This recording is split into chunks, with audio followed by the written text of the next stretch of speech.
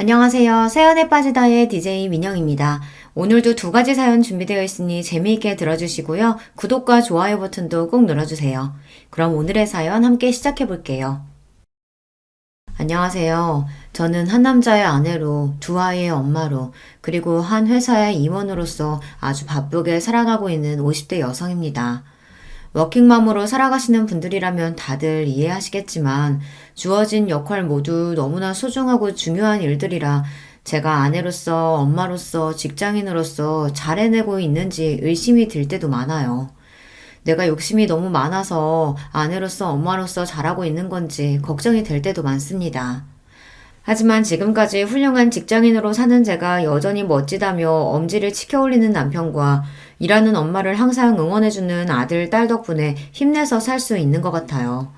이렇듯 제 가족들은 직장인으로서의 제 가치를 인정해주며 서로를 보듬어주는 소중한 존재이지만 이런 저를 깎아내리지 못해 안달인 사람들도 있었습니다. 바로 제 동서되는 사람들이에요. 사람의 진정한 가치를 평가하지는 못할 망정 항상 눈에 보이는 성과에 집착하고 사람을 조건으로 따지는 동서들을 그래도 너른 마음으로 이해해 보려고 했지만 그것도 그럴 가치가 있는 사람한테나 통하는 일이더라고요. 그래도 제가 성격이 무던한 편이라 그러려니 늘 넘어가고는 했는데 정작 저보다 제 남편이 저를 깔아뭉개지 못해 안달인 동서들에게 아주 화가 많이 났던 모양이에요. 내 마누라 발끝에도 못 미치는 인간들이 감히 누구 앞에서 내 아내를 무시해? 내 도움 없었으면 사람 사는 꼴도 못 갖추고 살았을 것들이. 아주버님, 저희가 잘못했어요. 그냥 저희는 아주버님 조건에 비해서 형님 조건이 떨어지니까 안타까운 마음에. 이게 아직도 정신을 못 차리고? 고정하세요, 아주버님. 저희가 정말 잘못했어요. 저희 남편이 부처님 가운데 토박이라고 불리는 사람이거든요. 평소에는 늘 허허 웃는 낯이라 좀 얕잡아 보는 어리석은 사람들도 많은 편인데 저들 역시 제 남편을 그렇게만 봤겠죠. 하늘 무서운 줄 모르고 저 깔보다가 저보다 또 더 저를 아끼는 저희 남편에게 호되게 세상 매운맛을 본 동서들이었죠.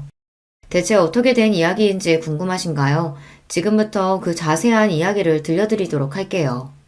저희 남편은 삼형제 중 장남으로 태어났습니다. 형제 모두 머리가 좋은 편이라서 좋은 학교 나와 좋은 대학에 들어갔고요. 그 중에서도 제 남편이 공부 머리가 제일 좋았어요. 셋 중에서도 군계 일학이었죠. 대학도 가장 좋은 곳을 나왔고요. 저 역시 남편과 마찬가지로 저희 친정에서 가장 공부를 잘하는 자식이었습니다. 아무래도 대학 동기로 만나 남편과 유난히 마음이 잘 맞았던 것도 첫째로 태어나 집안 기대를 한껏 받으며 자랐다는 공통점이 있었기에 가능했던 것 아닐까 싶습니다. 저에게는 도련님이 되는 둘째 시숙과 셋째 시숙 역시 캠퍼스 커플로 만나 결혼까지 이르게 된 경우였어요. 아무래도 다들 비슷한 사람끼리 만나기 마련이니 그게 자연스럽기는 하죠. 하지만 맞이인 저희가 가장 먼저 결혼한 건 아니었습니다. 남편도 마찬가지지만 제가 일에 욕심이 좀 많은 편이거든요. 대학 졸업하고는 대학원에 진학한다고 박사학위까지 마친 후에는 제 커리어 쌓느라 바빠서 결혼은 차일피일 미뤄지고 있었습니다. 당시 제 나이를 고려하면 슬슬 혼기가 넘어가고 있었어요.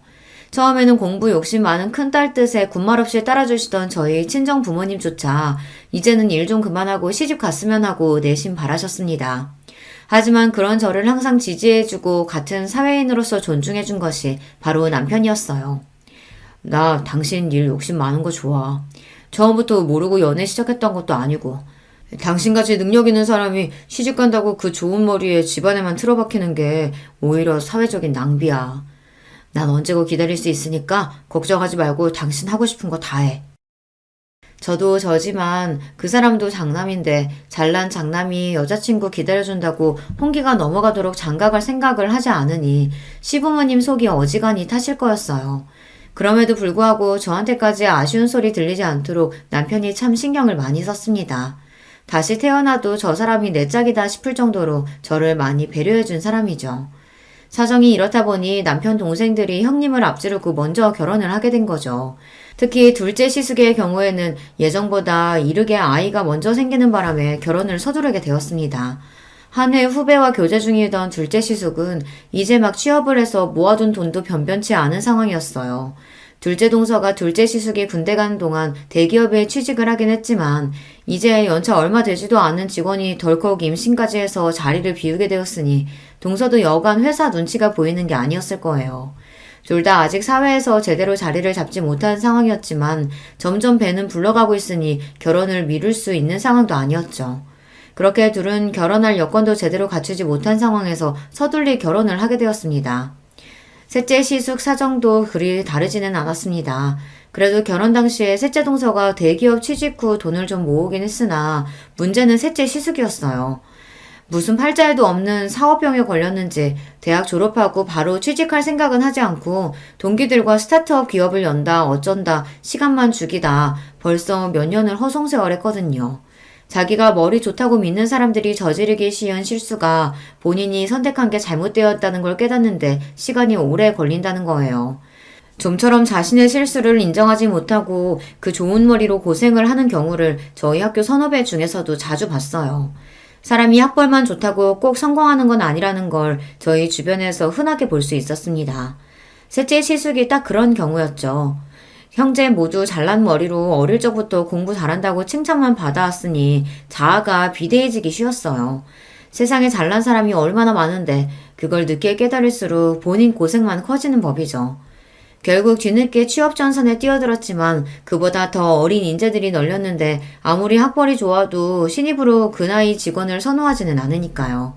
결국 본인 욕심보다 훨씬 못한 직장에 다니게 된 셋째 시숙이었습니다. 아마 그나마 셋째 동서가 일찍 자리를 잡지 않았더라면 둘은 훨씬 고생을 했을 거예요.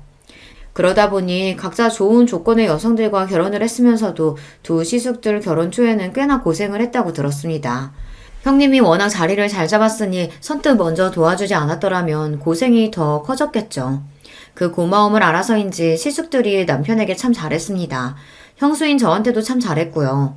아직 결혼하지 않았을 때에도 저희에게 형수 되실 분은 저 하나뿐이라며 곧잘 추켜 세워주곤 했어요. 우리 형 장가 좀 가게 해주세요, 형수님. 여자라고는 형수님밖에 모르는 사람인데 저러다가 진짜 노총각으로 늙어 죽겠어요. 얘가 경진이 부담스럽게 왜 이래. 때 되면 하겠지. 형이 이렇게 패기 없으니까 우리가 옆에서 더 이러는 거야. 남자가 할 땐 박력 있게 딱 얘기할 줄도 알아야지. 확실히 부드러운 남편 성격에 비해 사람도 좋아하고 말투에 자신감이 넘치는 시숙들이었습니다. 워낙 오래 본 사이라 예비 시댁 식구가 될 사람들이라는 부담감보다는 저도 그들을 편히 대했어요. 그래서 결혼해서도 시댁 식구들과는 잡음 없이 잘 지낼 수 있을 줄만 알았습니다.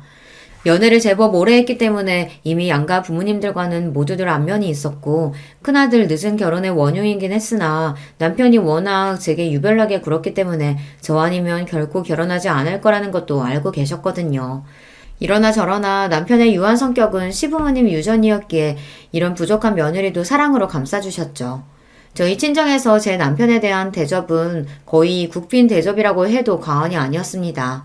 아무리 잘난 딸내미라고 하더라도 남편 조건 역시 그에 못지 않았고 지금이야 여자들도 자기 목소리 내며 어깨 펴고 사는 시절이라고 하지만 저 시집 갈 때만 하더라도 여자가 너무 조건 좋은 것도 결혼 상대로 그리 반기는 분위기는 아니었거든요.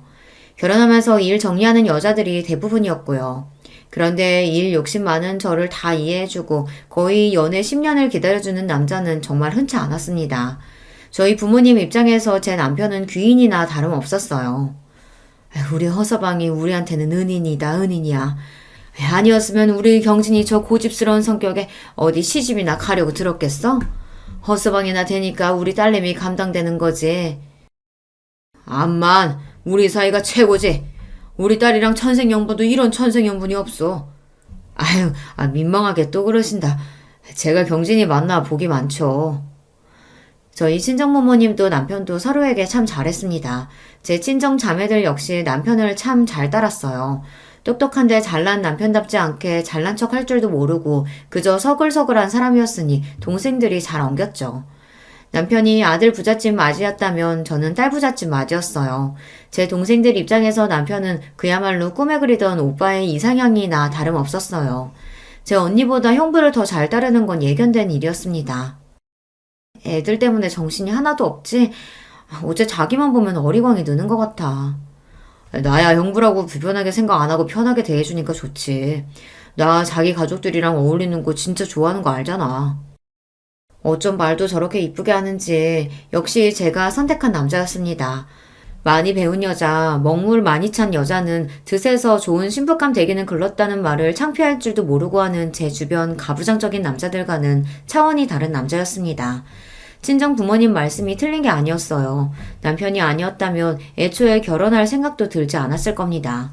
그렇게 남편의 삼형제 중 가장 늦게 저희가 웨딩마치를 올리게 되었습니다. 그날은 양가 부모님들이 모두 눈물바람이었어요. 양쪽 집안에서 저희 결혼을 너무 기다리셨습니다. 남편은 그럴 만한 가치가 있는 일이었다고 했지만 제 욕심 때문에 양가 부모님은 물론 남편까지 너무 기다리게 한 것 같아 죄송스러웠어요. 그런 만큼 결혼해서 시부모님께도 그렇고 남편에게도 그렇고 정말 잘하리라고 굳은 다짐을 먹었습니다.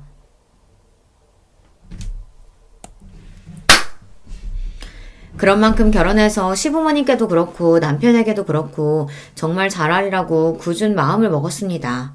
연애할 때도 저한테 참 잘하는 사람이었지만 같이 사니까 남편은 정말 자상하고 가정적인 남자였어요.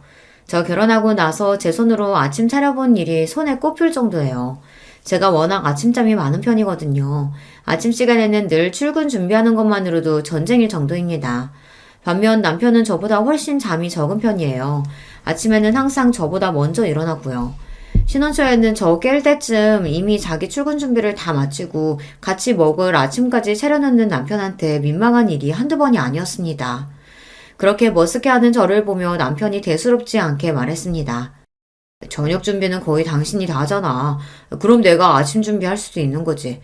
둘 다 출근하느라 바쁜 거 똑같은데 당신만 요리하라는 법 있어? 그렇게 지금까지 남편이 차려주는 따순밥 먹으며 출근을 하고 있습니다. 신혼 때와 한결같은 모습에 제가 남편 하나는 참 잘 골랐다 싶어요. 처음에는 이상하게 생각하던 친정 부모님도 이제는 좋은 사위 만나 딸 자식 호강하고 산다며 좋아하십니다. 우리네 부모님들 보기에 요리야 결혼한 여자가 전담하는 일이니 처음에는 남편이 저 먹을 걸 챙기는 걸 보고 저희 친정 부모님이 더 안절부절 못하시더라고요.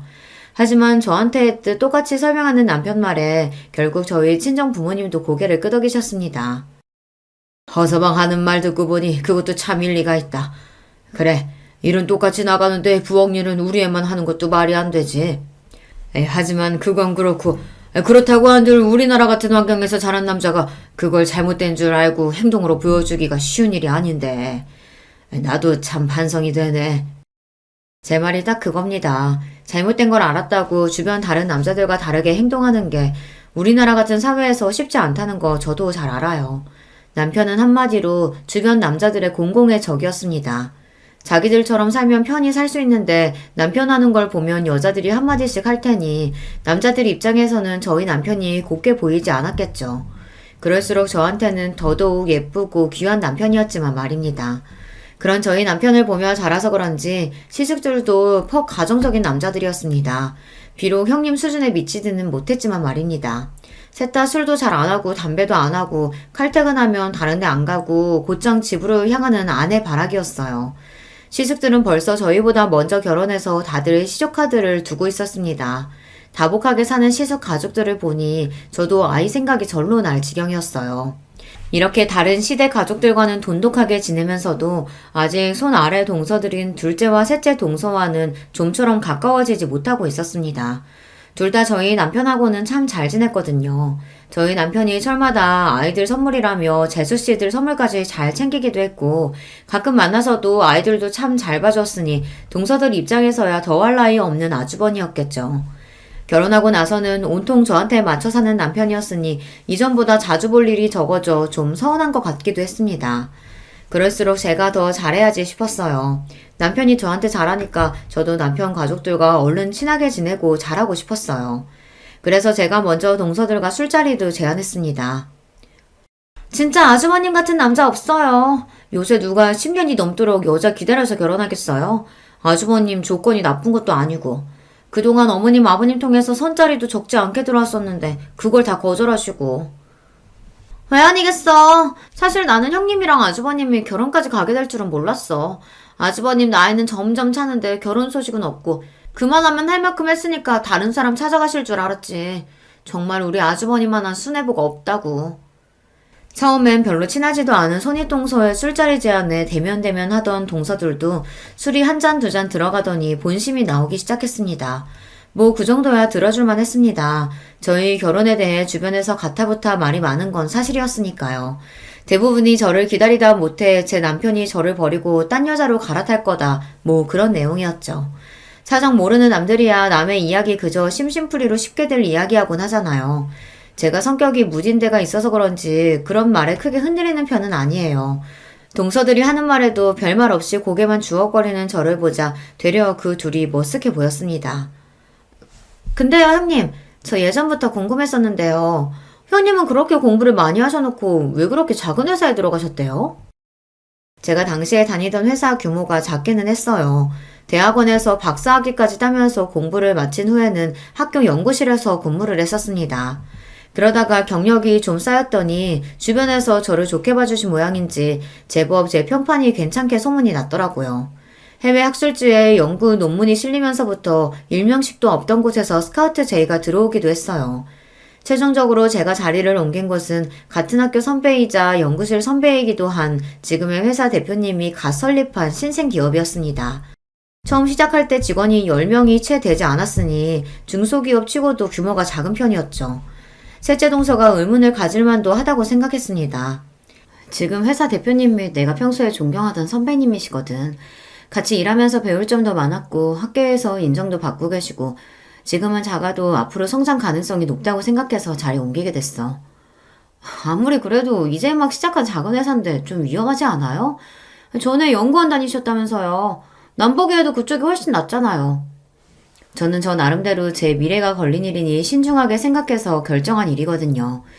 그리고 실제로 아직 규모가 크지 않았음에도 불구하고 각종 정부 사업도 따내고 해외에서도 슬슬 입질이 올 정도로 작지만 내실 있는 회사였습니다. 같은 업계에서도 떠오르는 우수 기업으로 평가를 받고 있었고요. 하지만 그거야 아직 업계 내부 사람인 저희끼리 이야기고 아무래도 일반 대중들이 보기에는 회사 규모도 크고 이름도 유명한 대기업이 훨씬 좋아 보이겠죠. 두 사람 모두 대기업에 다니고 있으니 아무래도 대기업 사원으로서의 자부심도 있을 테고요. 요즘도 그렇지만 당시에도 대기업 들어가기가 쉽지 않았어요. 열심히 공부해서 어렵게 들어간 회사일 테니 애사심이 넘칠 수도 있죠. 물론 유명한 회사 다니는 것도 좋지. 그런 직장 다니는 사람들도 대단하다고 생각하고 나도 내 나름대로 내 장래를 생각해서 결정한 거라 아직까지는 별로 후회된다는 생각은 안 드네. 그냥 이렇게 두루뭉술 말했어요.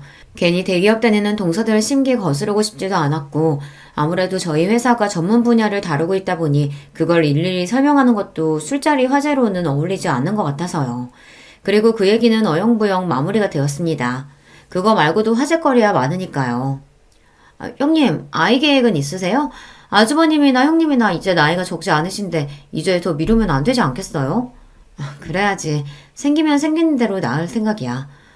생기면 대로 낳는다뇨.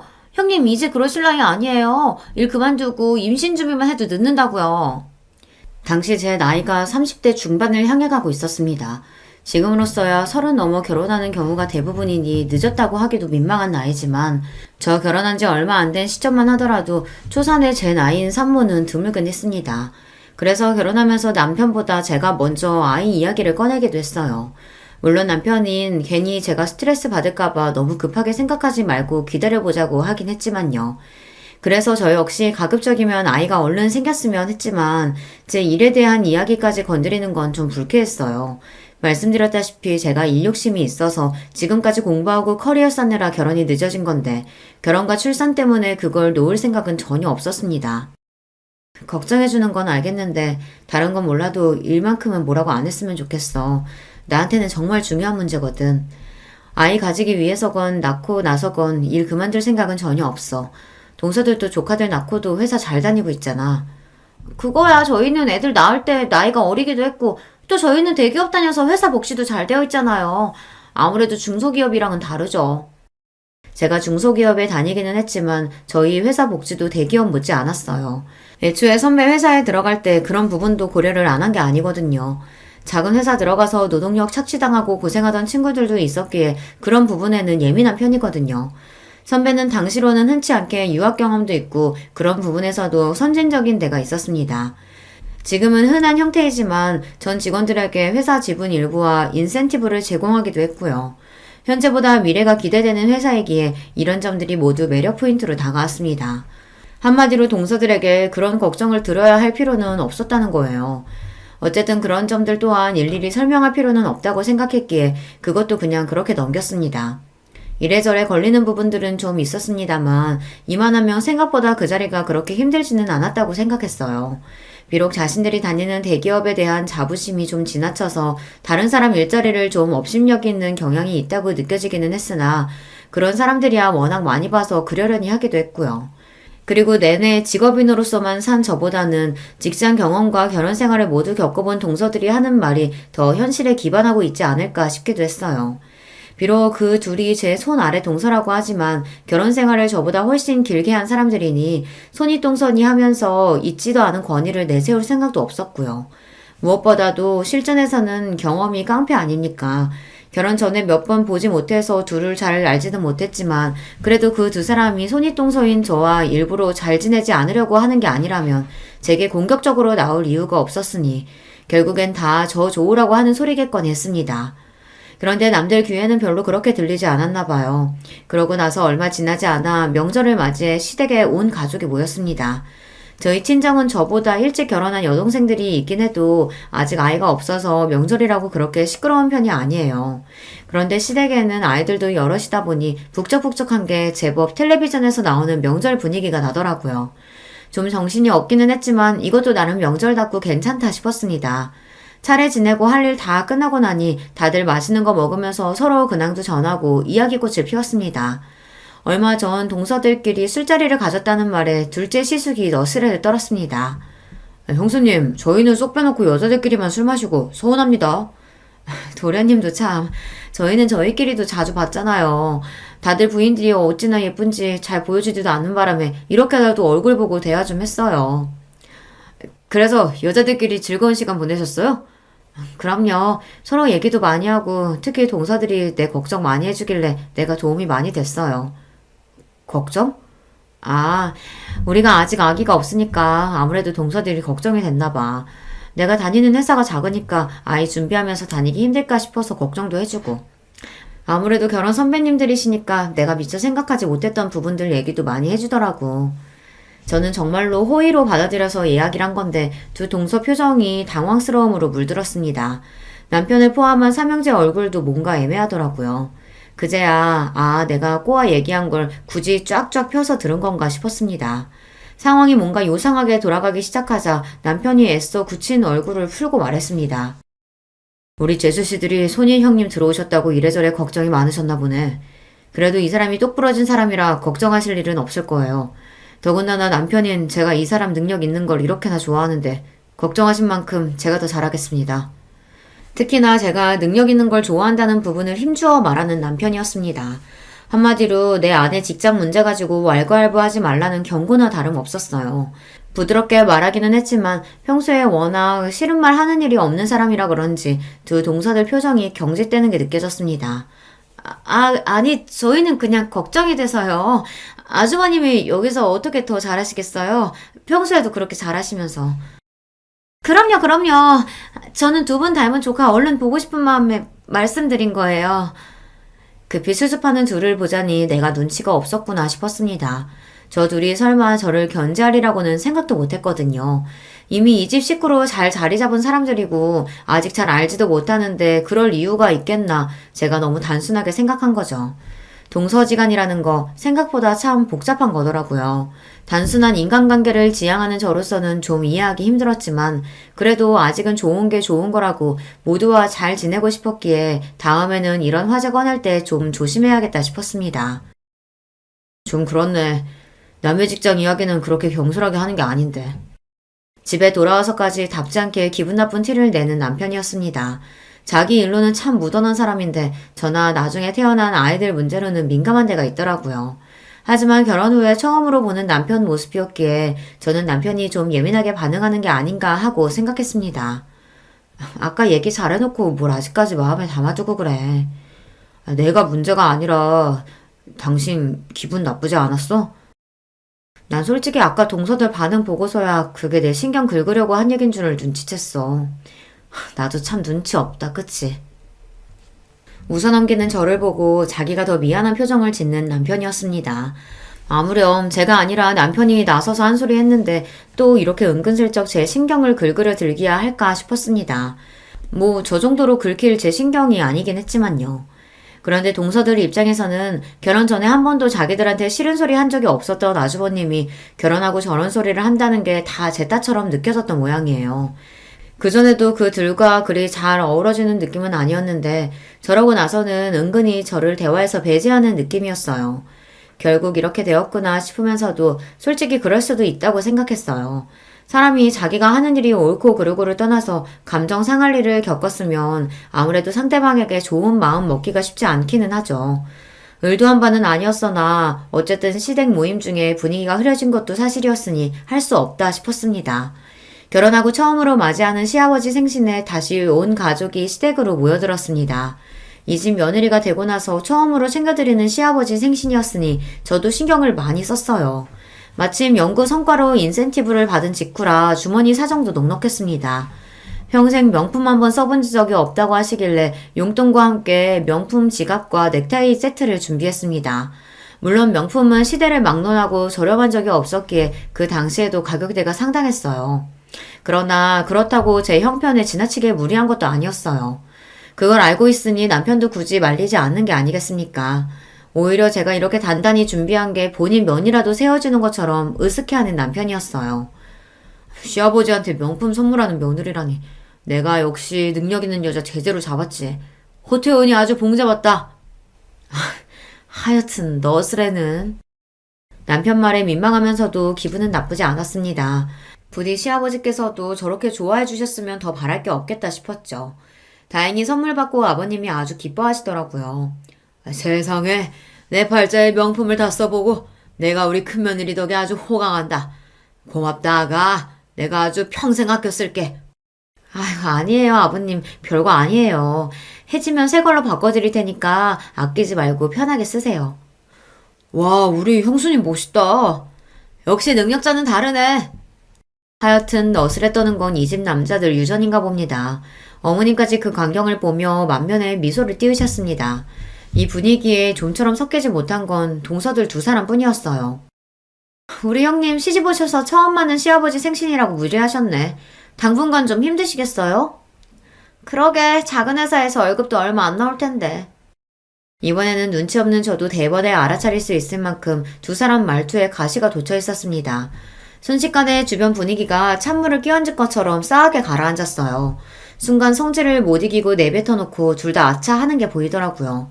그래봤자 늦었지만 말입니다. 이 사람이 분위기 좋은데 괜히 왜 심술이야. 형수님이 어려서니 알아서 하시겠지. 작은 회사니 어쩌니 하는 소리가 왜 나와? 아니 우리는 걱정돼서 하는 말이지.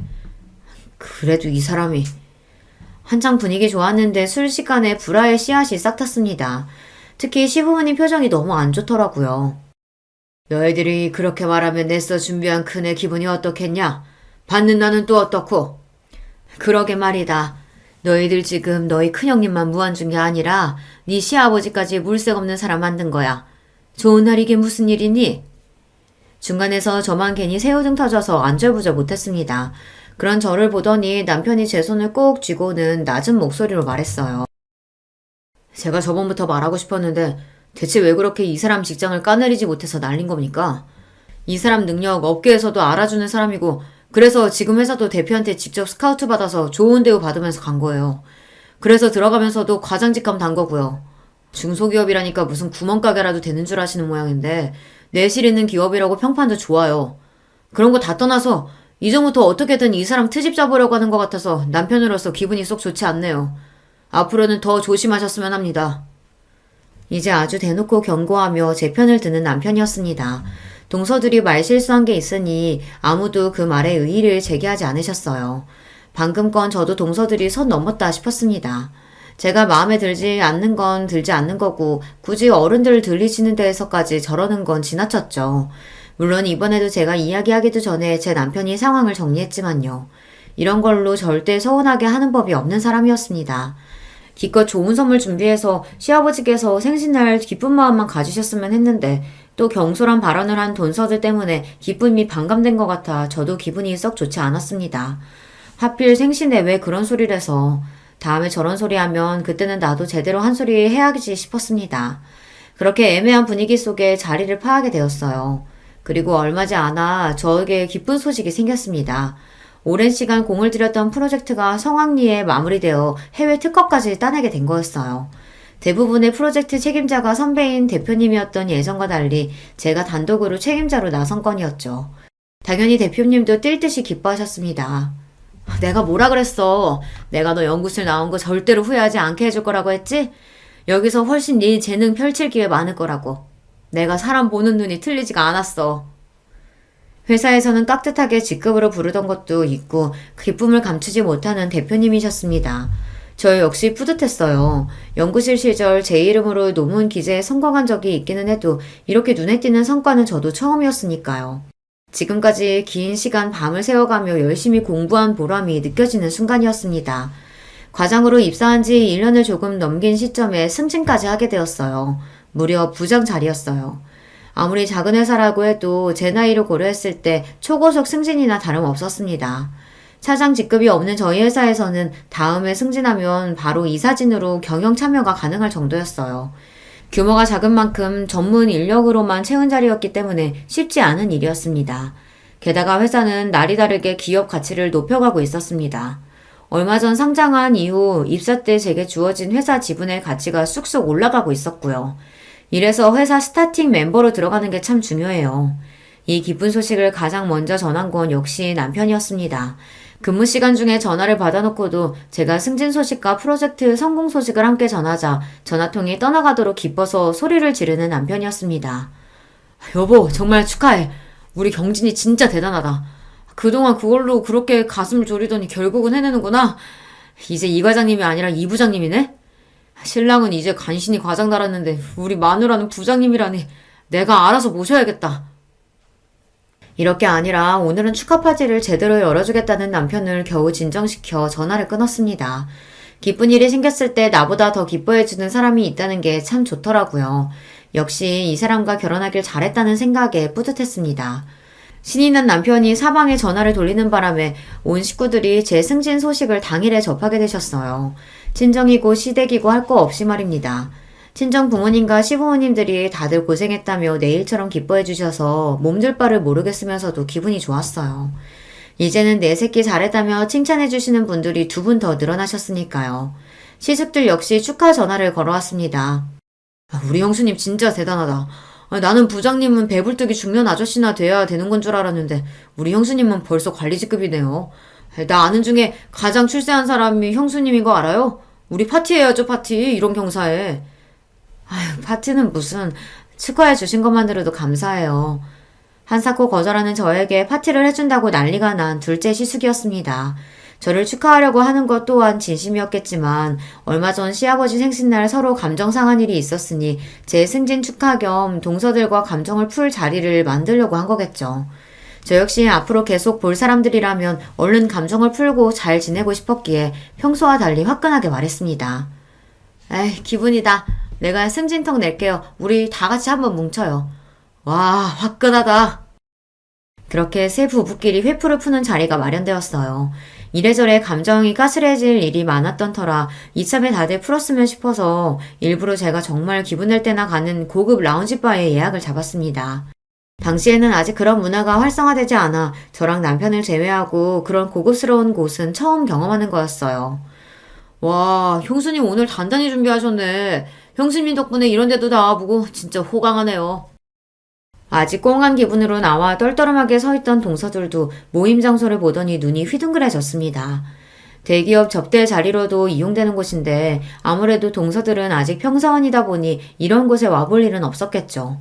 이왕이면 이런 걸로라도 점수를 좀 땄으면 싶었어요.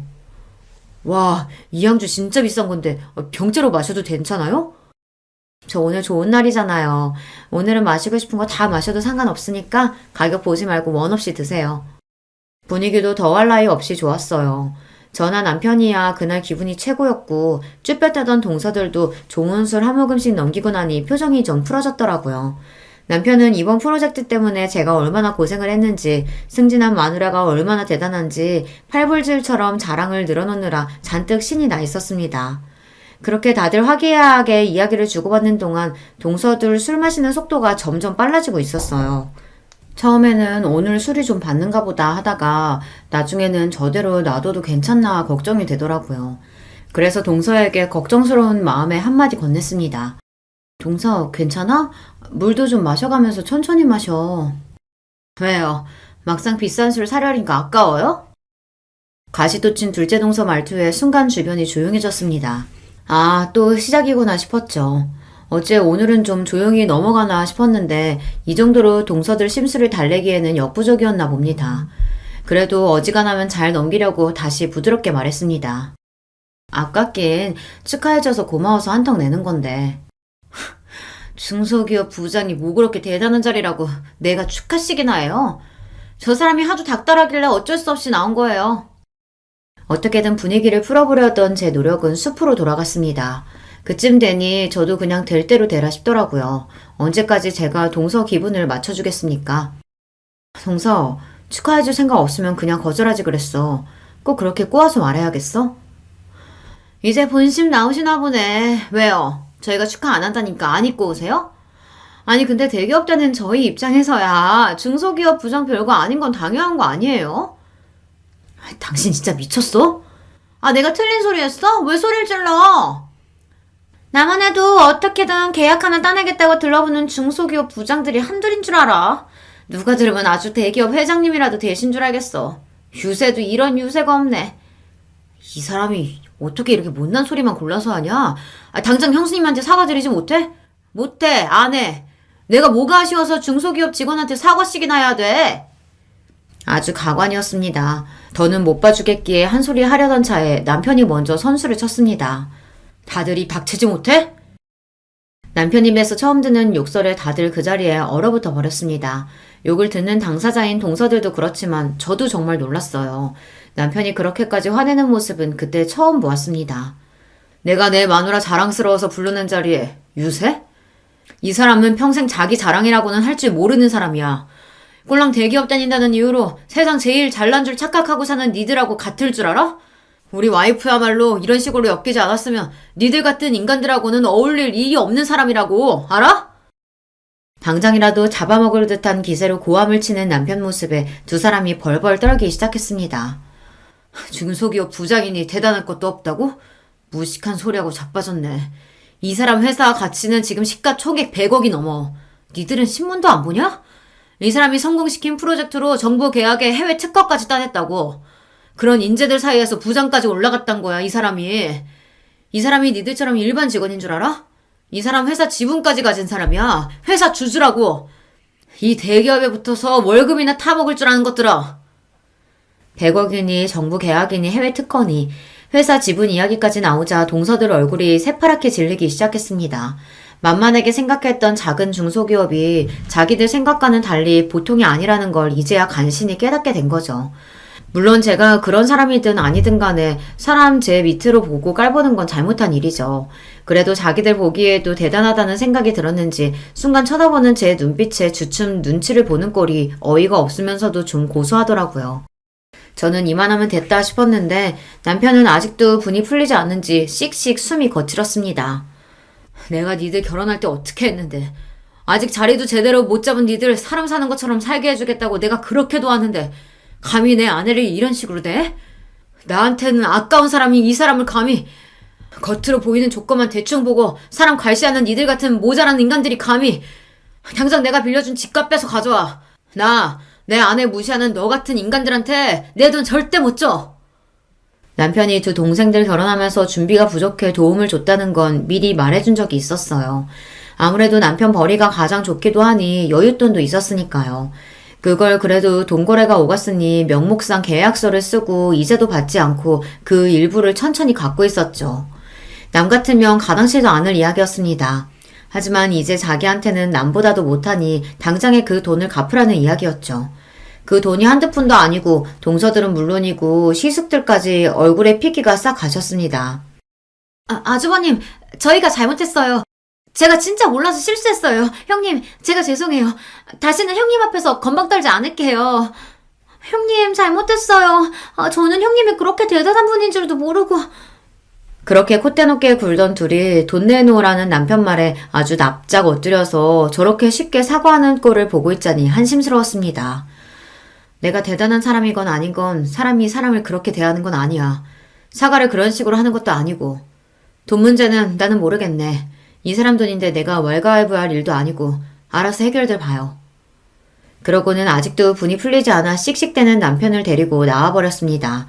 그 와중에 술값 계산하라는 저를 보고 저것들 꼴을 보고도 비싼 양주 사 먹이고 싶냐며 남편이 난리치는 바람에 결국 그냥 나오고 말았습니다. 당신 진짜 그 돈 한꺼번에 다 받을 거야? 내가 내 돈 받겠다는데 왜? 내가 그간 못 받은 이자까지 싹 쳐서 받아낼 거야. 나 무시하는 건 참아도 당신 무시하는 건 절대 못 참아. 어디 감히 내 마누라를. 화가 나서 어쩔 줄 모르는 남편을 보고 있자니 웃으면 안 되는 줄 알면서도 웃음이 나왔습니다. 남편은 뭐가 좋냐며 타박을 하는데도 그렇더라고요. 앞으로 살면서 억울한 일, 화나는 일이 있어도 나 대신 화내고 억울해줄 사람이 있는데 세상 무서울 게 무엇 있겠냐 싶었습니다. 그러고 나니 두 동서들 폐악도 별거 아니라고 느껴지더라고요.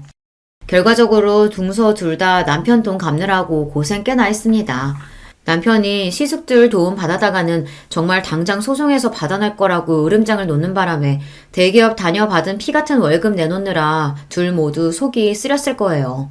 이건 남편과 시숙들 간의 모종의 거래가 있었습니다. 니들 같으면 마누라 그 꼴 당하는 걸 보고 가만히 있겠냐는 말에 시숙들도 할 말이 없었겠죠. 그래도 부부인이 뒤에서 몰래 도왔다는 걸 알고 있지만 그 정도는 농감아주기로 했습니다. 이 막장 드라마 같은 상황을 숨기지 않고 일러 바친 남편 덕에 동서들은 시부모님께도 단단히 야단을 맞았습니다. 내가 그동안 니들한테 너무 잘해준 모양이다. 어디 감히 손이 동서를 제 밑으로 보고 그따위 짓거리를 벌여. 감히 내 집에서. 남편이나 시부모님이나 그리 마음씨가 비단결 같은 분들이 화내니까 정말로 무섭더라고요. 그날로 그 둘에게 사근사근 부드러운 시부모님은 영영 사라졌습니다. 제대로 바닥을 보였으니 아무리 행동을 조심해도 시부모님 입장에서는 더는 믿업지 못한 모양이었어요. 그리고 십수년이 지났지만 그 둘은 여전히 저한테 쪽도 못 쓰고 잔뜩 기가 눌려 지내고 있습니다. 사실 제가 크게 뭘 한 건 없는데 주변에서 워낙 야단이었다 보니 둘 다 아주 된통 당하기는 했죠.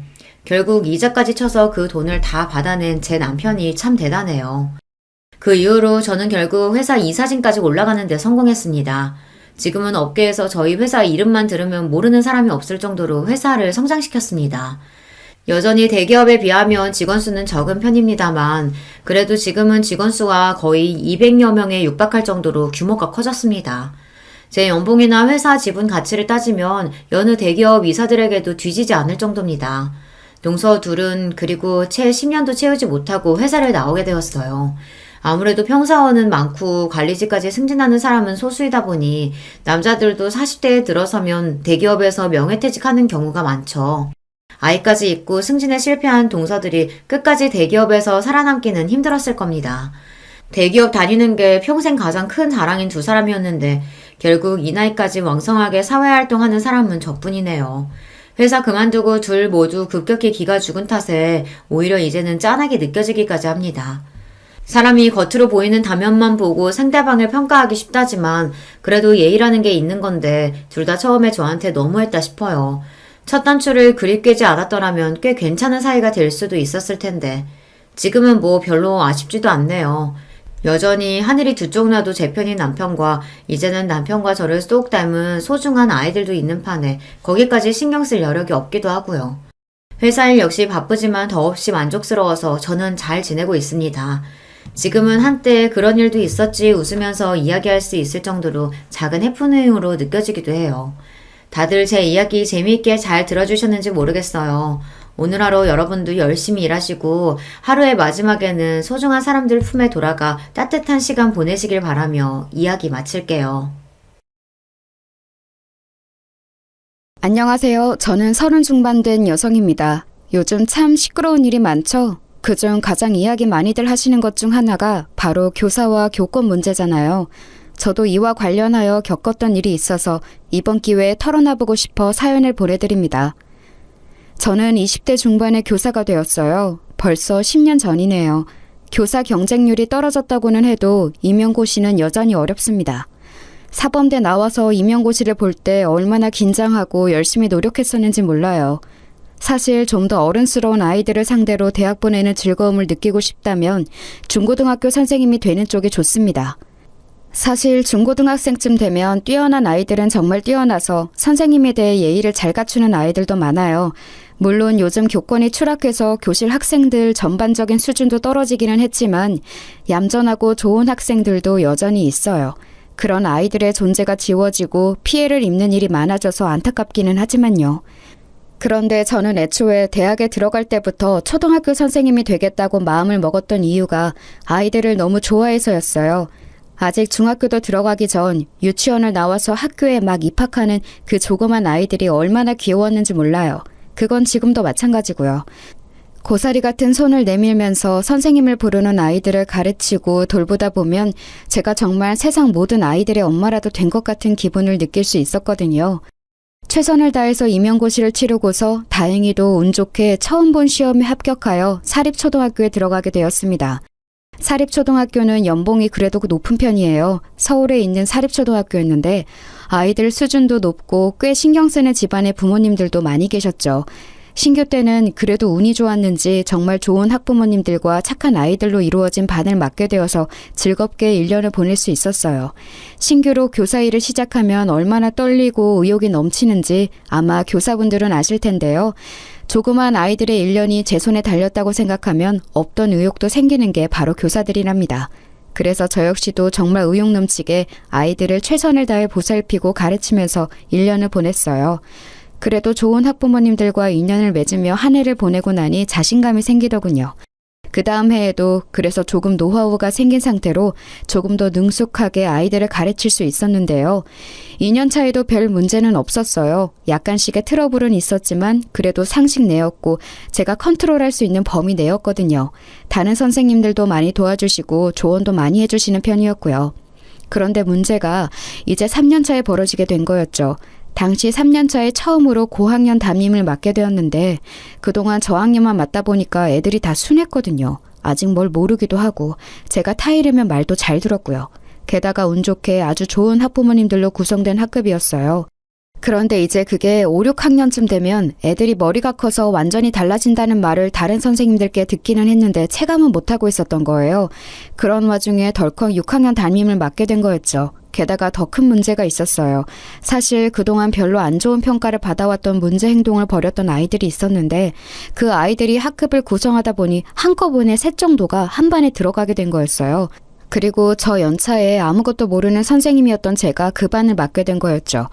고 연차인 선생님들은 이미 학교 사정을 다 아시고 어떤 애들이 골치 아픈지를 다 아시니까 그 학급을 안 맡으려고 다들 버티셨거든요. 그런데 저한테 이제 그 일이 밀려온 거였죠. 아직 아무것도 모르고 저학년 아이들 그래도 나름 별탈 없이 2년 동안 잘 가르쳤고 그랬으니 저 연차 젊은 여선생님한테 골치 아픈 애들을 그냥 떠맡겨버린 거였어요.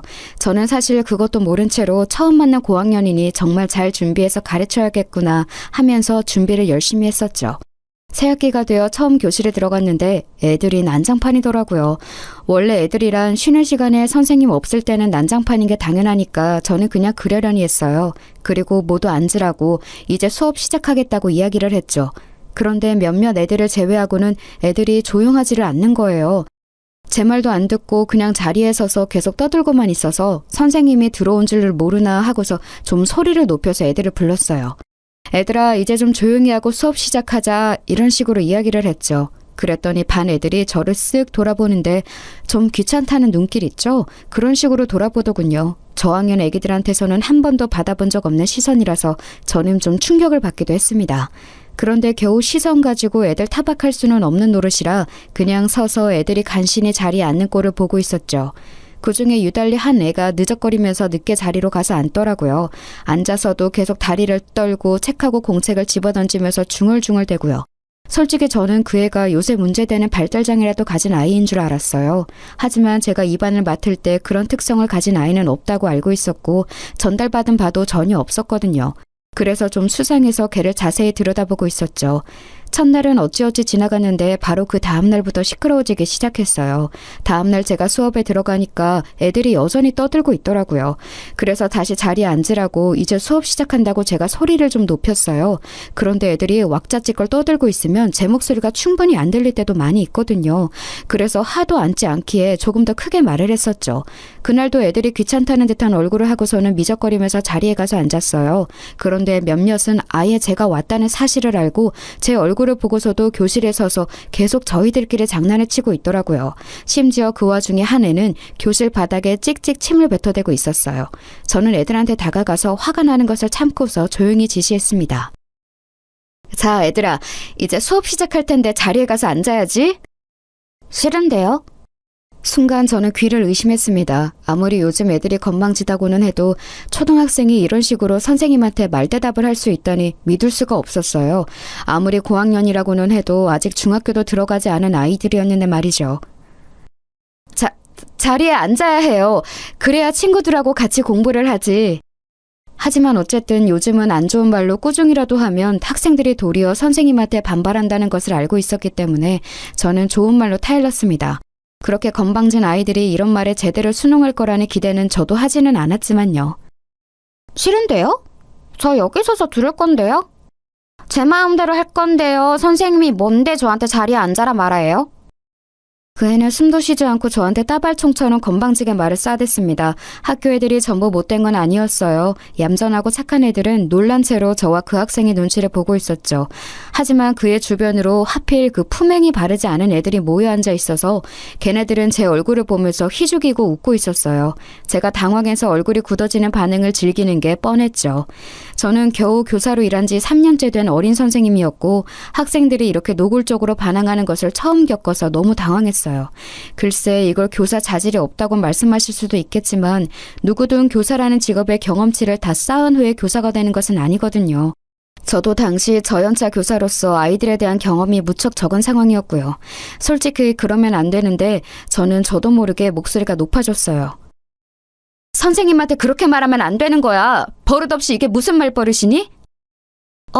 선생님 지금 저한테 소리치셨어요? 학생한테 소리 지르면 안 되는 거잖아요.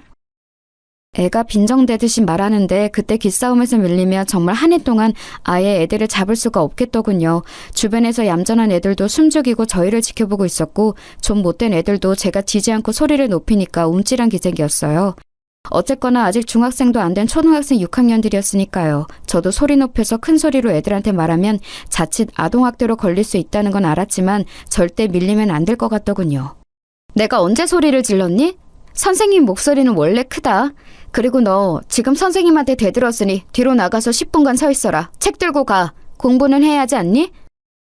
제가 엄한 목소리로 꾸짖으니 아이는 움찔하면서 제 눈치를 보았습니다. 아무리 건방진다고 해도 아직 어린애였어요. 사립초라서 아주 불량한 애들은 또 없었거든요. 사실 불안하기는 했어요. 요즘은 초등학교 고학년 애들도 선생님을 우습게 알아서 대들고 심지어 때리기까지 하는 애들도 있다는 건 알고 있었지만 그래도 저는 한 해 동안 애들 가르칠 걸 생각하면 물러날 수가 없더라고요. 다른 사람도 아닌 제가 이 아이들을 전부 책임지고 가르쳐야 했으니까요. 하지만 눈치를 보는 듯했던 그 애는 곧 열받는다면서 크게 소리를 지르고 발을 굴러대기 시작했습니다. 저는 겨우 초등학생인 애가 그렇게 욕을 할 수 있다는 걸 그때 처음 알았어요. 물론 요새 초등학생들이 정말 어른 못지않게 더러운 말도 하고 거칠 수 있다는 건 알았지만 눈앞에서 실제로 목격하는 건 완전히 다른 일이죠. 게다가 제가 가르치는 제 학급에 그런 애가 있다는 사실까지 알게 된 거였으니까요. 심지어 교실 바닥에 침까지 뱉더군요. 그런데 큰 소리가 나서인지 학기초라 복도를 이리저리 다니며 학급들을 살피던 교감 선생님이 창문 너머로 나타나셨어요. 다른 학급 애들도 숨죽이고 전부 뚫어져라 쳐다보고 있지. 교감 선생님 얼굴도 보이지. 저는 물러나지 않고 단호한 태도지. 이러니까 그 건방진 학생도 더 반항하기가 애매한지 씩씩대면서 뒤로 나가더군요. 제가 책을 가지고 가라고 했지만 책을 도리어 책상 위에 집어던지고서 책상 다리를 걷어차면서 나갔어요. 저는 너무 속이 울렁거리고 심장이 뛰었지만 침착한 척 다시 교탁으로 돌아와서 앞에 섰죠. 그러고 나서 책을 펴라고 하자 애들이 슬금슬금 눈치를 보면서 책을 다들 폈어요. 지금 제가 저 건방진 애하고 기싸움에서 이긴 것이라 애들이 제 말을 듣기 시작한 것이 느껴질 정도였죠. 창문 밖에서는 교감 선생님이 한참이나 지켜보다가 고개를 설레설레 젓고서는 곧 사라지셨어요. 10분이 지난 뒤 쿵쾅대면서 자기 자리로 돌아간 그 애는 노골적으로 불만을 표시하면서 책상에 엎드려서 제 얼굴도 보지 않더군요. 뭐 괜찮았었어요. 학급 다른 친구들의 공부를 방해만 안 한다면요. 문제는 그런 애가 하나 있으면 학급의 면학 분위기가 애초에 다 흐려져 버린다는 거였죠. 순하고 모범적인 대다수의 학생들이 그렇게 마음대로 멋대로 행동하는 아이 두세 때문에 공부도 하지 못하고 선생님에게 제대로 된 지도도 받지 못한 채로 피해를 보는 경우가 많거든요. 그래서 저는 그 애를 비롯해서 아까 저한테 빈정대는 눈길을 한 3명한테는 절대 기싸움에서 밀리면 안 되겠다는 생각이 들었어요. 사실 선생으로서 학생하고 기싸움을, 심지어 초등학생하고 기싸움을 이겨야 한다는 생각을 하는 게 너무 한심하긴 했습니다만 그렇다고 해서 여기서 밀릴 수도 없는 일이었죠. 그렇게 그날 수업이 모두 끝나고 나서 애들 가고 난 후 제 뒷정리를 하고 있는데 교감 선생님이 저를 부르시더군요. 손 선생, 내가 아까 지켜봤지만 앞으로는 그렇게 하면 안 돼. 무슨 말인지 알죠? 네? 어떤 거요? 아까 애한테 소리친 거 말이야. 걔 부모님이 좀 그런 분이거든. 언제 어떤 것으로 물고 늘어져서 1년 내내 골치 아프게 할지 모르는 일이라서 그래. 하지만 그렇게 하지 않으면 걔가 학급 분위기를 다 망칠 텐데요. 1년 내내 다른 애들이 피해를 정말 많이 볼 거예요. 걔가 들어간 학급은 어쩔 수가 없어요. 여태까지 계속 그래왔으니까. 그냥 손 선생도 포기하고 걔는 하고 싶은 대로 하게 내버려두는 게 좋아. 교감 선생님은 걱정스러운 얼굴이셨어요. 하지만 동시에 저는 교감 선생님 표정에서 긁어 부스럼 만들지 말아라 라는 의미도 읽을 수 있었죠. 그냥 걔를 내버려두기만 하고 6학년이니 딱 1년만 참으면 졸업시켜서 잊어버릴 수 있다는 뜻이기도 했을 거예요. 학교 현장에서는 정말 어쩔 수 없는 애들을 전학시켜버리거나 해서 학교에서 일단 나가기만 하면 그래도 잊을 수 있었으니까요. 졸업이 딱 1년 남았으니 그 기간만 버티면 된다는 거였죠. 하지만 저는 그럴 수는 없었어요. 그 건방진 학생 자신도 사실 문제죠. 아무리 건방을 떤다고 해도 겨우 초등학교 6학년생이잖아요. 지금 버릇을 고치면 그래도 향후 인생을 살아갈 때 많은 도움이 될 텐데 시도도 안 해보고 항복한 채로 그냥 포기해버릴 수는 없었어요. 게다가 제가 아주 저연차 교사였고 나름대로 청운의 꿈을 꾸고 있던 때였기에 더 그랬죠. 게다가 그 애를 그냥 두면 학급의 얌전한 아이들도 완전히 흐려진 분위기 속에 처할 게 뻔했고 어떤 아이들은 그 버릇을 닮아서 더 나빠질 수도 있었어요. 일단 저는 교감 선생님한테는 그냥 고개를 끄덕이고서 나왔지만 그 다음 날도 또 그 다음 날도 그 애한테 져주지 않았어요. 그 건방진 애는 사사건건 저한테 맞서면서 저를 선생 취급도 하지 않으려고 들었죠. 어떤 때는 저한테 말대답을 하고 어떤 때는 대놓고 무시하면서 책도 펴지 않고 들은 척도 하지 않았었는데요. 그래도 저는 일단 교감 선생님이 하신 말씀도 있기 때문에 소리는 높이지 않았지만 일단 아이 앞에 앉아서 저를 쳐다보고 말을 들을 때까지 차분하게 계속해서 지시했어요. 그 때문에 다른 아이들이 제대로 공부를 배우지 못해서 피해를 입었지만 그래도 학기 초에 애를 잡아놓는 게 분명히 나을 거라고 생각되어서 별다른 도리가 없더라고요. 그런데 그러다가 제가 결국 목소리를 높이고 화를 내게 된 사건이 터졌죠. 그 애가 몰카를 찍으려고 덤빈 거였어요. 제가 치마를 입고 왔을 때 노골적으로 제 치마 밑으로 핸드폰을 넣어서 촬영하려고 들었거든요. 믿어지세요? 겨우 초등학교 6학년생이 그런 짓을 하더라고요. 제가 살짝 교실을 걸으면서 가르치고 있었거든요. 그런데 맨 앞줄에 앉은 그 녀석이 슬쩍 발을 내밀어서 제 쪽으로 뻗더라고요. 저는 그런가 보다 하고 그냥 애들을 보면서 시선을 위로하고 있었는데 다시 돌아서 앞쪽으로 가려다가 밑을 보게 된 거예요. 그의 녀석이 운동화에다가 핸드폰을 붙여서 제 치마 아래쪽으로 넣어서 촬영을 하고 있더라고요. 저는 저학년을 가르칠 때는 진짜 상상도 못했던 일이라서 순간 열이 뻗쳐서 말이 안 나올 정도더라고요. 저한테 발각된 주제에 그 녀석은 난처해하지도 않고 빙글빙글 웃으면서 핸드폰을 슬쩍 지 쪽으로 가져가는데 제가 빼앗아 버렸어요. 그랬더니 걔가 그러는 거예요. 선생님 핸드폰 주세요. 지금 제 물건 빼앗아 가는 거예요? 너 이게 무슨 짓이야? 지금 뭐 찍은 거야? 너 제정신이니? 저도 모르게 목소리가 있는 힘껏 높아져 있었죠. 네, 물론 아동한테 큰 소리를 내서도 거친 말을 해서도 안 되는 게 교사의 본분인 것은 알아요. 하지만 이런 상황에서 도저히 침착함을 유지할 수가 없었죠. 게다가 저도 당시에는 겨우 20 중반 갓 벗어난 저연자 교사였고 그 애는 덩치가 커서 거의 고등학생처럼 보일 정도인 애였어요. 제가 얼굴이 새빨개지도록 화를 내는데 그 녀석이 그러더군요. 그 핸드폰 내 거고 내가 찍은 것도 내 거예요. 선생님을 건드릴 권리 없어요. 핸드폰 내놔요. 초등학생 어린애가 딱 저렇게 말을 하더라고요. 진짜 정말 닳고 다른 고등학생 양아치 같은 말투라서 순간 정신이 혼미해지더군요. 저는 빼앗은 핸드폰을 그대로 들고 가서 파일 안에 쑤셔 넣었어요. 뒤에서 그 애 녀석이 쫓아오면서 핸드폰 내놓으라고 악을 질러대었고요. 안 된다. 너 이거 찾고 싶으면 부모님 오시라고 해. 선생님 치마 속까지 찍으려고 하는 너 같은 학생은 부모님하고 면담을 해야겠다. 최대한 침착하게 말을 하려고 노력했습니다. 정말 노력 많이 했어요. 하지만 목소리가 떨려 나오는 걸 막을 도리가 없더라고요. 어지간한 청소년만큼 커다란 덩치의 남자애가 씩씩대면서 저를 때리기라도 할 것처럼 바짝 붙어서 발을 굴러대는데 제가 진짜 제정신인가 싶었고요. 당연히 반 전체 분위기도 엉망이었지만 저는 미안하게도 학급 아이들을 신경 쓸 겨를이 없었어요. 당장 제가 지금 학생한테 치마 속을 찍히는 짓을 당한 터라 손까지 떨려왔기 때문이었죠. 그 녀석은 저를 때리기라도 할 것처럼 씩씩대면서 제 코앞에서 왔다 갔다 하더니 곧 쾅 하고 교실 문을 박차고 나가버렸어요. 정말 선생님이나 같은 학급 친구들에 대한 배려나 존중이라고는 손톱만큼도 없는 애였죠.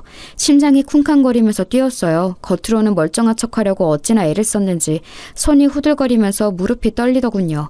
하지만 지금 학급 애들이 저를 쳐다보고 있었기 때문에 거기에서 제가 약한 모습을 보일 수는 없었거든요. 그랬다가는 남은 애들 중 좀 삐딱한 애들까지도 저를 우습게 볼 게 너무 뻔했기 때문이었어요. 그러면 정말 남은 기간 동안 이 학급 애들하고 같이 지내고 가르치는 게 악몽이 되길 뻔했죠.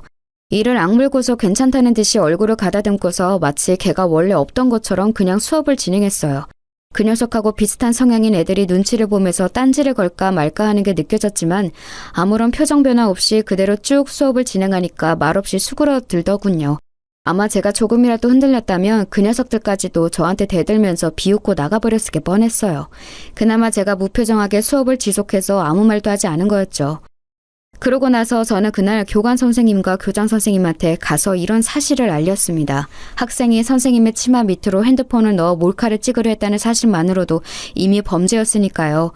하지만 교관 선생님도 교장 선생님도 별다르게 저를 위해서 화를 내주시지는 않았어요. 그냥 참 그 애가 잘못했다면서 그래도 선생님이니까 한번 참고 넘어갈 줄 아는 말만 계속했죠.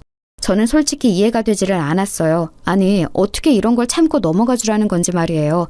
게다가 학생 훈육의 면에서도 이건 말이 안 되는 거였어요. 잘못한 건 확실히 짚어주고 벌을 받고 넘어가야 그게 잘못된 것인 줄을 아는 거잖아요. 그런 과정을 거쳐야 나중에 사회에 나가서도 잘못된 일을 하면 안 된다는 사실을 알게 되는 거고요. 하지만 제가 아무리 말씀을 드려도 교감도 교장도 전혀 귀담아 듣지 않으시더군요. 교장 선생님은 도리어 저를 나무라듯이 말씀하셨어요. 거 손선생 좀 참지 그랬어요. 걔 부모들이 아주 골치 아프단 말이야. 얼마나 막무가내인지 알아? 하지만 제가 이걸 참고 넘어간다고 해도 걔가 나중에 어떤 꼴이 될까요? 애를 가르치기 위해서라도 이건 그냥 넘어가면 안 되는 거라고 생각합니다.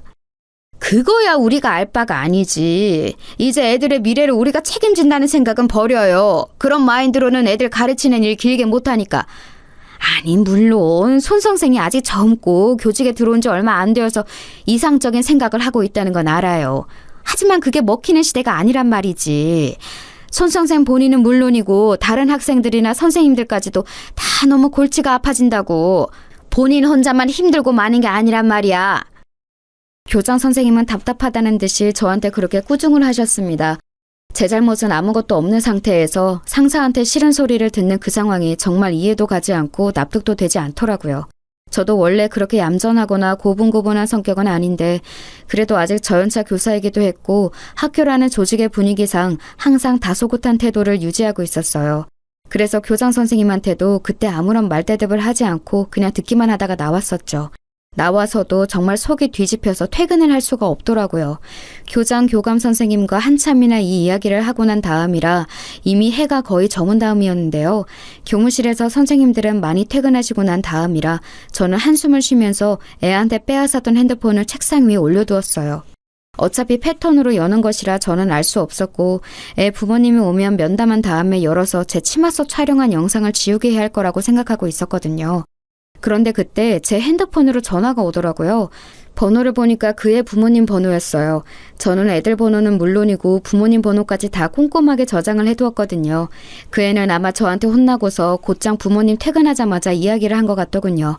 그래서 마음을 단단히 먹고 걔 부모님한테도 쓴소리를 좀 하겠노라 결심한 이후에 전화를 받았죠.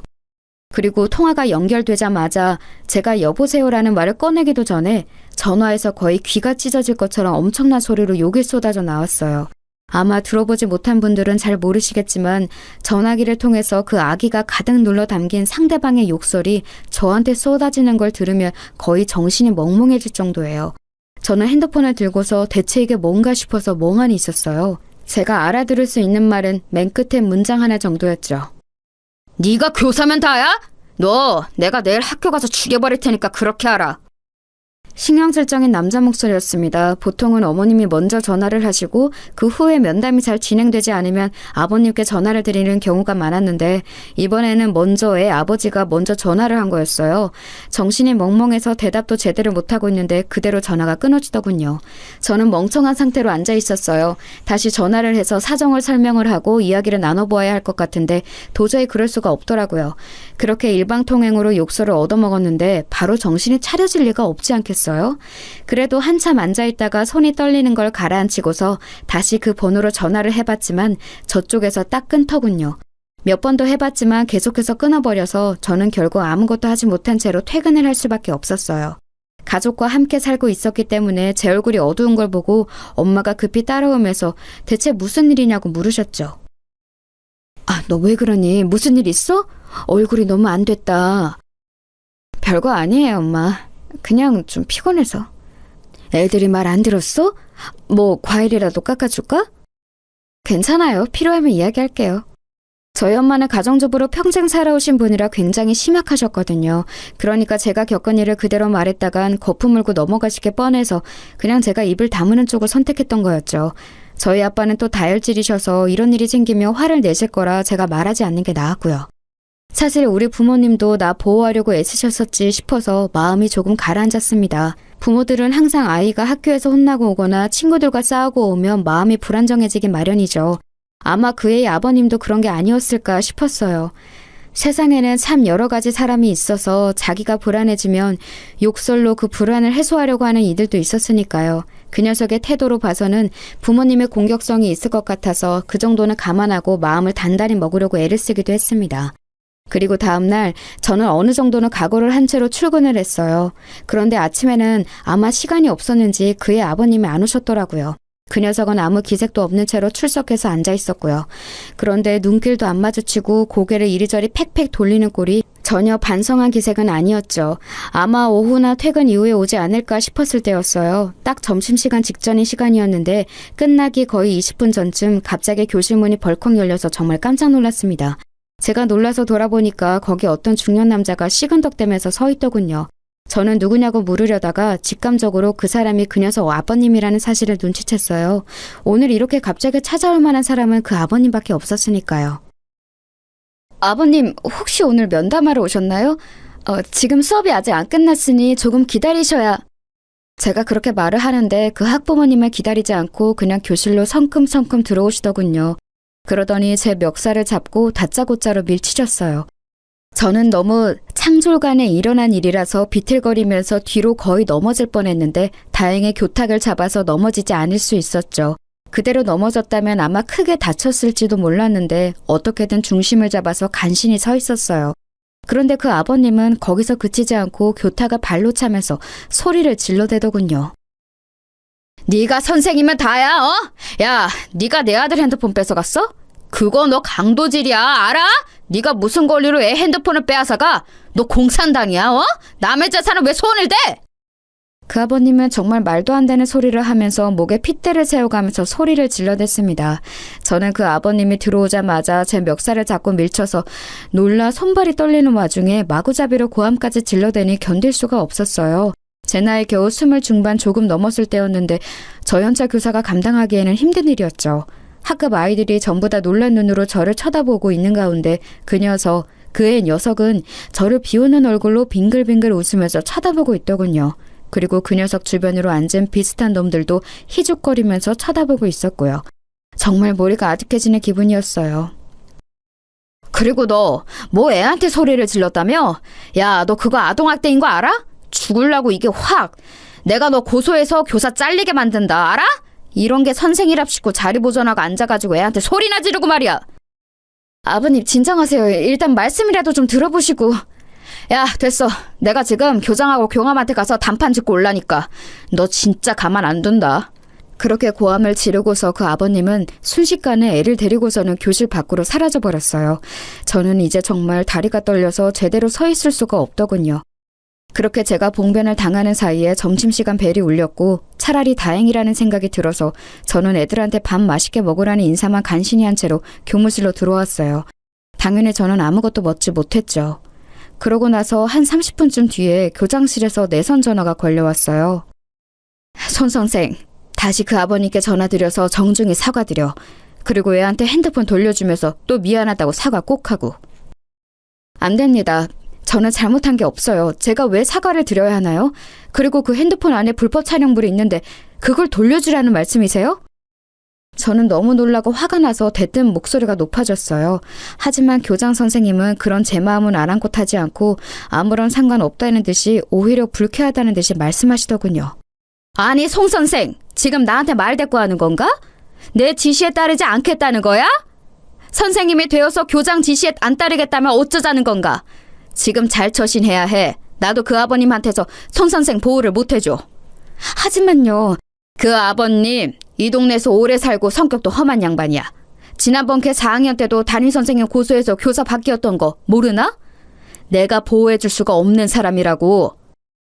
속이 울컥거리더군요. 교장 선생님의 말씀대로 사실 제가 뭘 할 수 있는 게 없었어요. 그 아버님 심지어 학교 앞쪽 골목 있지? 거기 정비소 하고 있어. 동네 학부모들하고 사이가 좋아서 한번 그 사람이 물어뜯기 시작하면 진짜 골치 아파진다고. 머리가 아프더군요. 교사라는 직업을 가진 이상 학부모와 소통을 하는 건 피할 수 없는 부분인데 게다가 그쪽에서 제 직업을 망가뜨리려 한다면 제가 저항할 수단조차 없는 게 현실이었죠. 그래서 저는 멍하니 교무실에 앉아 있었어요. 교장 선생님이 말씀하시길 걔 아버지가 학교 앞 골목 정비소를 한다고 했었죠. 그런데 안 돌아가는 머릿속으로도 저희 집이 가지고 있는 건물이 그쯤에 있고 거기 1층에 정비소가 있다는 게 생각이 나더라고요. 설마 거기인가 싶었어요. 사실 아빠 엄마 소유의 건물이고 관리인도 따로 있는 큰 건물이었기 때문에 뭐 제가 딱히 관심은 없는 곳이기는 했어요. 코로나 때 워낙 수익이 안 나와서 월세를 내려서 장사를 하게 해주었다고 그런 이야기를 들었던 게 마지막이었던 것 같더라고요. 걔 아버지가 정말로 거기서 장사를 하고 있는 사람이라면 나한테 이러면 안 될 텐데 라는 생각도 들었고요. 솔직히 선생으로서 하면 안 되는 생각이었지만 그 학생도 그 학부모도 진짜 꼴보기 싫고 우라통이 터지고 그렇더군요. 거기에 더해서 그냥 전체적으로 이 학교라는 세상의 조직 생활이 정말 무척 허무하다고 느껴지기도 했고요. 정신을 못 차리고 있으려니 곁에 있는 선생님들이 빨리 조퇴 먼저 하라고 지금 애들 가르칠 정신이 아닐 것 같다고 저한테 위로를 해주셨지요. 다른 선생님들이 대신 해주시겠다면서요. 아무래도 머리가 너무 아파서 병원이라도 가야 할 듯해서 선생님들의 호의를 고맙게 받고 일어나려는데 그 애 녀석이 교무실로 찾아온 거예요. 저기요, 저 핸드폰 이제 주죠? 우리 아빠 또 부르기 전에. 걔는 저를 선생님이라고도 부르지를 않았습니다. 저는 멍하니 걔 얼굴을 보면서 걔가 나를 선생 취급을 안 하는데 내가 걔를 학생 대접을 해줘야 하나 고민이 되었어요. 학기가 시작되고서 그 녀석을 계도하려고 애썼던 시간들 동안 받았던 스트레스가 한꺼번에 치솟는 듯한 기분이었죠. 의기양양하게 저한테 핸드폰을 내놓으라는 그 녀석 얼굴을 보다가 저는 고개를 저었습니다. 네 핸드폰 나한테 없는데? 뭔 소리예요? 가져갔잖아요. 부숴서 버렸는데? 아, 뭔 소리예요? 가지고 있잖아요. 뭘 버려요? 걔는 당황하면서 저를 몸으로 밀치고 제 책상 서랍이 열려고 했어요. 그때 옆자리에 있던 선생님이 몸으로 얼른 끼어들면서 걔를 막아서섰죠. 아, 뭐 하는 거니? 지금 너 다른 사람 물건 막 만지는 거야? 돌아가서 그냥 네 부모님하고 상의하고 다시 와. 선생님이 다 생각이 있으시겠지. 그리고 교무실에 있던 선생님들이 모두 같이 저희 쪽을 바라보셨어요. 많은 숫자의 시선이 있으니 과연 그 녀석도 더 행패는 못 부리고 씩씩거리다가 아빠 다시 올 거예요 라는 한마디만 남기고는 사라져버렸죠. 저는 머리가 아파서 견딜 수가 없어서 머리를 짚었지만 그래도 동료 선생님이 너무 고마워서 웃어 보였어요. 그 선생님은 빨리 병원에 가라고 제 등 뒤를 밀어서 내보내 주셨죠. 그런데 저는 가기 전에 책상 서랍에서 봉투 하나를 꺼내서 교정실로 향했어요. 다행히도 교장 선생님이 계시더군요. 왜 왔냐고 묻는 탐탁지 않는 눈길 앞에서 저는 봉투를 내려놓았습니다. 사직서입니다. 뭐? 아니, 그 아버지 때문에 그래? 뭘 그런 일 때문에 사직서를 내? 그 애한테 핸드폰 돌려줄 수 없습니다. 저 몰카 찍은 증거니까요. 그리고 그 아버지라는 인간한테도 사과 안 합니다. 못해요. 그러면 그 사람 송 선생 고소한다니까? 하라고 하세요. 아니, 이건 내가 지금 수리는 안 하겠네. 머리를 식히고 다시 내일 와서 내도록 해. 이런 식으로 굴면 그 학급은 다시 담임이 바뀌는데 애들은 생각 안 하는 거야? 교장은 준엄하게 저한테 반의 다른 아이들을 생각하라고 말씀하셨죠. 저는 순간 머릿속에 차게 식는 것 같아서 그럼 알겠다고 내일 다시 생각해보고 오겠다고 하고서 돌아섰습니다. 조퇴하는 길에 마음이 정말 두 갈래였어요. 그래도 대학부터 임용고시 교사로 임해서 현재까지의 모든 세월을 다 허송세월로 돌리게 되는 사직서보다는 이번 일 그냥 꾹 참고 넘어가는 게 낫지 않을까. 하지만 그렇다고 이런 환경 속에서 계속 교사 일을 끌고 가는 것보다는 아예 그만둬버린 게 낫지 않나. 머릿속이 정말 혼란스럽더군요. 게다가 제가 그만두면 반의 담임이 또 바뀌게 되니 얌전하고 순한 다른 학급 아이들은 피해를 보게 되는 거였어요. 그래서 너무 고민이 되어 집에 가서도 멍하니 정신을 차리지 못하고 있는데 제 핸드폰으로 전화가 오더군요. 번호를 보니까 또 그 아버지였어요. 저는 그냥 번호를 내려다보다가 받지 않고 끊어버렸죠. 그러더니 전화가 또 오고 또 오고 계속 끈질기게 오는 거예요. 마치 무슨 스토킹이라도 하는 것처럼요.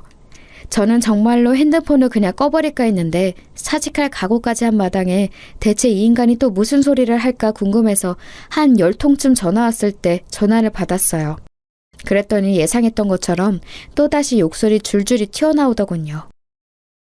야, 너 내가 기회 줬는데 또 애한테 지랄했어? 뒤진다 진짜. 교장이 설설 기면서 한 번만 기회 달라고 해서 봐줬는데 핸드폰을 부쉈다고? 너 제정신이냐? 저는 이게 욕설 듣는 처음이 아니라서 이미 익숙해진 건지 그렇게 막 화도 안 나더라고요. 그냥 듣고 있자니 조용해서 저쪽은 더 화가 난 것 같았어요. 야, 왜 대답이 없어? 이제 학부모가 우스워 보여? 내가 너 고소해서 꼭 길바닥에 나앉게 만든다. 내가 가만히 있을 것 같아? 어? 니네 부모는 너 그렇게 키웠냐? 선생이라는 게 가정교육을 어떻게 받은 거야? 야, 니네 애미 애비는 대체 뭐 하는 것들이길래 이런 걸 선생이랍시고. 저는 가만히 듣고 있다가 그 사람 말이 저희 부모님에게까지 가자 더 듣고 싶지 않아졌어요. 그래서 가만히 확인차 물어보았죠. 아버님, 이 동네에서 정비소 하신다고요? 그래, 내가 여기 아는 사람이 몇 명인데 내가 학부모들하고 이야기해서 너 가만히 안 둔다. 애 핸드폰 들고 와서 우리 집 앞에서 무릎 꿇고 사과해. 네 부모까지 와서 무릎 같이 꿇어. 듣다 보니 이게 정말 요즘 말하는 진상 학부모구나 싶더군요. 그래서 저는 그냥 내일 뵙죠 라고 말하면서 전화를 끊었어요. 또다시 전화가 왔지만 아예 그 번호를 차단시켜버렸죠. 저는 그렇게 하고서 거실로 나갔어요. 제 방에 아무 말도 없이 들어가서 저를 걱정하며 안절부절 하시던 엄마가 저한테 얼른 달려오셔서 제 손을 붙들고 소파로 가서 앉으셨죠. 대체 무슨 일이야? 너 뭐 큰일 있지? 계속 얼굴이 너무 안 좋아. 엄마 나 사직하려고. 뭐? 그게 무슨 소리야? 무슨 일이 있었길래 그래? 엄마는 너무 놀라서 눈을 크게 뜨면서 물어보셨습니다. 솔직히 말하면 성인이 되어 직업적으로 독립했다면 이런 이야기는 다 해결된 다음에 부모님께 말씀드리는 게 맞다고 생각하고 있었어요. 하지만 이렇게 제가 구속으로 몰린 마당에 저희 부모님의 힘을 빌리지 않을 이유도 없었습니다. 유치하고 치졸하긴 해도 저도 그냥 있을 수가 없겠더라고요. 제가 그동안 있었던 일을 이야기하자 엄마 얼굴색이 새파랗게 변했다가 새하얗게 변했다가 아주 난리가 났더라고요. 엄마한테 스트레스를 드리고 싶지는 않았는데 그렇게 화를 내시는 모습을 보니까 마음이 안 좋았어요. 엄마는 벌떡 일어나서 이리저리 왔다 갔다 하면서 입술을 잘근잘근 씹으셨습니다. 그런 짐승 새끼 같은 애비하고 자식 새끼가 다 있지? 근데 그런 것들이 선생님이 너한테 그 지랄을 했다고? 심지어 교장은 너한테 사과하라고 했고? 그래서 나 더 이상은 못 다니겠어요. 그냥 다른 곳으로 취업하려고. 그래. 그리고 네가 뭐가 모자라서 거길 계속 다니니. 넌 네 아빠 사업이나 건물 하나만 물려받아도 먹고 사는 데는 지장 없어. 그 새끼들이 뭐 알지도 못하면서. 고소? 고소 같은 소리 하네. 네 아빠 아는 정감만 몇 명인지 아니? 엄마는 거의 입에서 불을 뿜을 기세로 화를 내시더라고요. 그래서 제가 헤헤 웃었어요. 안 그래도 아빠한테 부탁드릴 게 있어. 아빠 건물 중에 우리 학교 앞쪽 1층에 정비소 있는 곳 있지? 응, 있지. 그 정비소가 그 앱이라는 놈이 하는 곳이래. 뭐? 하면서 엄마는 더욱이나 길길이 뛰면서 화를 내시더라고요. 사실 그럴 수밖에 없었어요. 엄마가 하시는 말씀을 들어보니 그 정비소는 코로나 때부터 쭉 장사가 안 되어서 그때 한번 임대료를 내려주었고 요즘은 더욱이나 어렵다고 하도 우는 소리를 해대서 한 번도 내려줬다더라고요. 심지어 요 몇 달간 그것도 제대로 내지 못했는데 하도 사정을 해서 아빠가 그럼 경기 회복되면 그때 갚으라고 도촉도 안 하고 계신데요. 그런데 그렇게 사정을 다 봐주고 있는 인간이 학교에서는 완전히 얼굴을 바꿔서는 담임교사한테 지랄을 떨어대고 있었던 거였어요. 세상에, 난 정말 그 사람이 그럴 줄은 몰랐다. 엄마는 너무 어처구니가 없다는 듯이 말씀하셨어요. 그 인간이 부모님께 사정을 할 때는 그렇게 세상에 없이 가련하고 가엾은 가장처럼 말했다고 하시더라고요. 애가 둘에 아내도 아픈데 장사가 안 되어서 너무 힘들다고 제발 한 번만 봐달라고요. 돈이 없어 생활도 힘들다고 했다고 하는데 그렇다기에는 제가 입수한 애 핸드폰이 아주 최신형이더라고요. 제 것보다도 훨씬 더요. 그리고 곧 아빠가 돌아오시자마자 엄마하고 저는 그 사정을 전부 아빠한테 이야기했어요. 아빠는 평상시에는 자상하고 다정한 분이지만 한번 화가 나면 급발진도 그런 급발진이 없거든요. 아무 말 없이 저와 엄마 이야기를 듣고 계시더니 아빠는 곧 말씀하셨어요. 너 내일 아침 일찍 사직서 내고 와라. 교장 이야기 들을 것도 없다. 네가 애들 가르치는 걸 좋아해서 교사를 직업으로 삼은 거지 생계 때문에 돈 벌어야 하는 것도 아니잖아. 그런 곳에서 네가 고생할 필요 없다. 아빠는 딱 잘라서 말씀하셨어요. 사실 저희 집이 뭐 저 하나쯤 돈 안 번다고 어떻게 되는 집은 아니었거든요. 이 동네에만 상가 건물 제법 큰 걸로 4채가 있고 서울 안에 좀 더 있었고요. 그리고 다음날 아침 아빠가 운전하시는 차를 타고서 저는 학교로 들어갔어요. 일부러 조금 늦게 가서 학생들이 드문드문 등교하고 있었죠. 저는 차에서 내려서 곧장 교장실로 갔어요. 커피를 마시려던 교장이 놀라서 저를 돌아보는데 그냥 사직서를 내려놓고서 돌아서서 나와버렸죠. 그리고 아빠가 기다리다가 차에서 내리셨어요. 저희 아빠 차가 좀 겉으로 보기에 많이 튀는 외제차라서 운동장에 세워놓으니 학생들이 수군대면서 지나가는 게 느껴지더라고요. 약간 쪽팔리기는 했지만 어쨌든 아빠하고 같이 학교 앞쪽 그 정비소 쪽으로 갔어요. 학교 앞 골목 하나만 건너면 되는 곳이라서 상당히 가까웠죠. 정비소가 아직 열기 전이었지만 어차피 그 뒤쪽에서 살림집하고 같이 있는 형태라서 아빠가 곧장 그 정비소 사장한테 전화를 걸었어요. 저한테는 그쪽 목소리가 들리지도 않았지만 아빠가 짧게 몇 마디 하니까 나오겠다고 하는 것 같더군요. 그러고서 채 3분도 안 지났는데 헐레벌떡 사장이 튀어나왔어요. 바로 그 싸가지 없는 애녀석 아버지였죠. 순간 그 사람은 저하고 눈이 마주친 채로 무슨 일인가 헷갈리는 얼굴이었어요. 그리고 아빠가 그 사람한테 그러셨죠. 인사해. 내 딸일세. 안녕하세요. 초면은 아니죠? 제가 그 아저씨를 노려보면서 말하자 순간 말이 안 나오는지 어버버거리기 시작하더군요. 아니 그 사장님 이 아가씨 아니 이 선생님이 사장님 따님. 그래 내 딸이고 내가 어젯밤에 아주 충격적인 이야기를 들었네. 아빠의 표정은 무서울 정도로 굳어있었고 그 사람은 얼굴이 창백하다 못해 헬쑥해지기 시작했어요. 뭐라고 답변할 말도 찾기가 힘든 듯 그 사람은 손을 떨기 시작했어요. 자네 덕분에 내 딸 사직서 내고 오는 길일세. 그동안 내가 자네한테 임대료도 받지 않았던 게 너무 후회가 되는군. 사직서를 내셨다고요? 아니 그게... 고소하실 거면 하세요. 저도 아빠 변호사 좀 빌려서 쓸 테니까. 안 하시면 저희가 고소하려고요. 제가 무표정하게 말하자 얼굴 표정이 진짜 볼만하게 변하더군요. 이번 달 안으로 가게 비우게. 지금까지 안 낸 임대료도 이번 달 안으로 내고. 안 내면 고소장 받게 될 거야. 라고 말씀을 남기시고서 아빠가 돌아서셨어요. 그 아저씨가 달려와서 아빠 바지가랑이를 붙들고 늘어지는데 아빠가 저 먼저 집에 가라고 손짓을 하셨죠. 그러고서 저는 그냥 집으로 와버렸어요. 아빠한테 매달리고 울고 불고 난리였던 모양이지만 아빠가 봐주지 않고 곧장 가게 비우라고 선고를 해버리셨더라고요. 안 그러면 정말 법적으로 절차를 밟는다고 하셔서 결국 그달 안에 그 정비소는 허겁지겁 이사를 나갔고요. 물론 살림집도 같이 있었으니 거의 나앉다시피 한 모양이었어요. 소문으로는 어디 반지하 집으로 가서 살고 있다고 하더라고요. 아빠의 선의에 의지해서 살던 사람이 저한테 고약한 짓을 하려다가 된소리를 맞은 꼴이라 별로 불쌍하지도 않았었죠. 결국 저는 교사를 그만두고 일반 회사에 취업해서 다니고 있어요. 당시를 생각하며 다시 교사를 하고 싶은 생각도 들지 않네요. 요즘 교권 추락으로 여러 사건이 많은데 다시 한번 제 경험이 생각나고는 한답니다.